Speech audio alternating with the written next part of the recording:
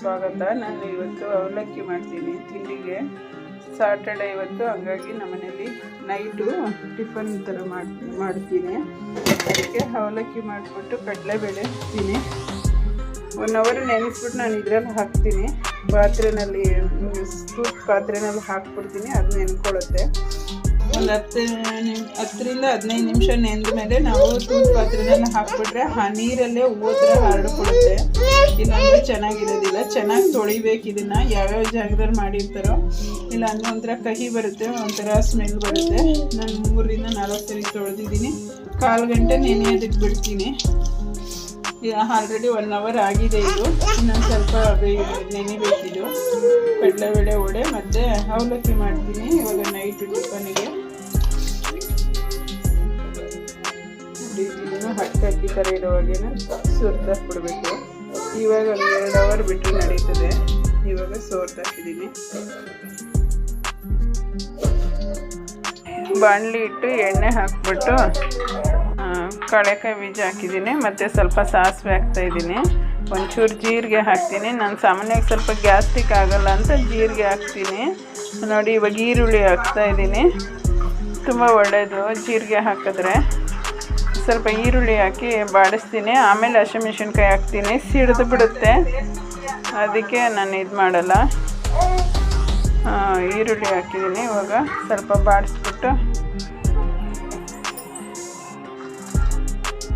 ಹಸಿಮೆಣಸಿನ್ಕಾಯಿ ಹಾಕ್ತಾಯಿದ್ದೀನಿ. ಹಸಿಮೆಣಸಿನ್ಕಾಯಿ ಹಾಕಿ ಸ್ವಲ್ಪ ಬಾಡಾದ್ಮೇಲೆ ಕರಿಬೇವು ಹಾಕ್ತೀನಿ. ಅದು ಸ್ವಲ್ಪ ಮಿಕ್ಸ್ ಮಾಡ್ತೀನಿ.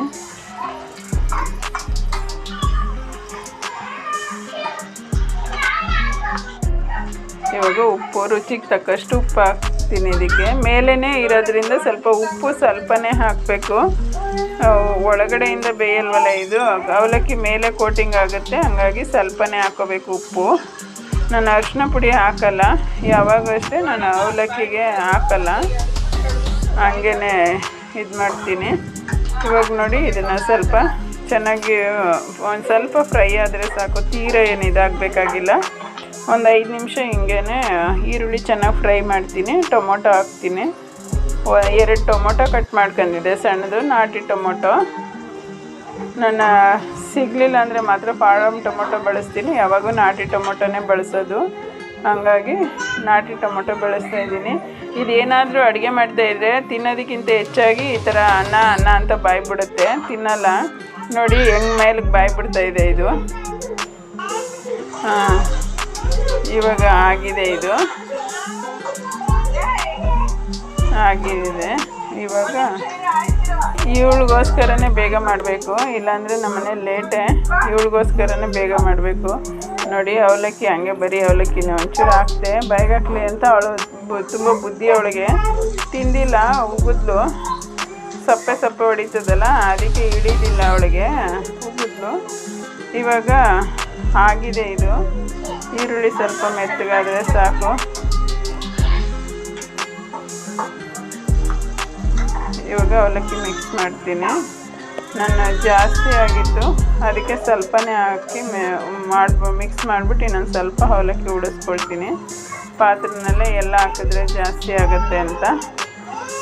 ಅದನ್ನೇನಿಲ್ಲ, ಹಂಗೆ ಇಟ್ಟು ಬೆಳಗ್ಗೆ ಬೇಕಾದರೆ ಅವಲಕ್ಕಿ ಆದರೂ ಮಾಡ್ಕೋಬೋದು, ಅದರಲ್ಲಿ ಬಿಸಿಬೇಳೆ ಭಾತ್ ಆದರೂ ಮಾಡ್ಕೋಬೋದು, ಏನು ಬೇಕಾದರೂ ಮಾಡ್ಬೋದು. ಸುಮ್ಮನೆ ಜಾಸ್ತಿಯಾಗಿ ಒಗ್ಗರಣೆ ಹಾಕ್ಬಿಟ್ಟ ಮೇಲೆ ವೇಸ್ಟ್ ಆಗುತ್ತೆ ಅದು.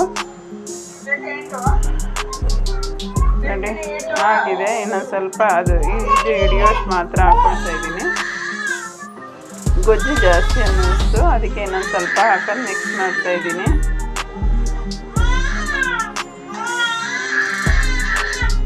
ನೋಡಿ ಆಯಿತು. ಇವಾಗ ಮಿಕ್ಸ್ ಮಾಡಿದ್ದೀನಿ. ಮೇಲೆ ಒಂಚೂರು ಕೊತ್ತಂಬರಿ ಸೊಪ್ಪು ಉದುರಿಸ್ಬಿಟ್ಟು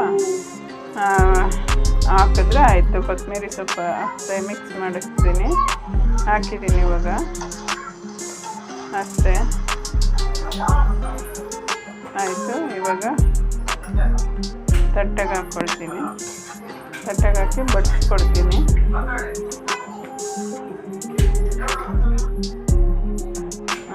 ನೋಡಿ, ತಟ್ಟೆಗೆ ಹಾಕಿದ್ದೀನಿ. ಜೊತೆಯಲ್ಲಿ ಸೌತೆಕಾಯಿ ಒಂದು ವಡೆ ಇಟ್ಕೊಟ್ಟಿದ್ದೀನಿ. ನಂಚ್ಕೊಳ್ಳೋದಕ್ಕೆ. ಬರೀ ಅವಲಕ್ಕಿ ತಿನ್ನೋಕ್ಕಾಗಲ್ಲ. ಹಾಗಾಗಿ ಇಟ್ಕೊಟ್ಟಿದ್ದೀನಿ. ವಿಡಿಯೋ ನೋಡಿದ್ದಕ್ಕೆ ಧನ್ಯವಾದಗಳು ಫ್ರೆಂಡ್ಸ್.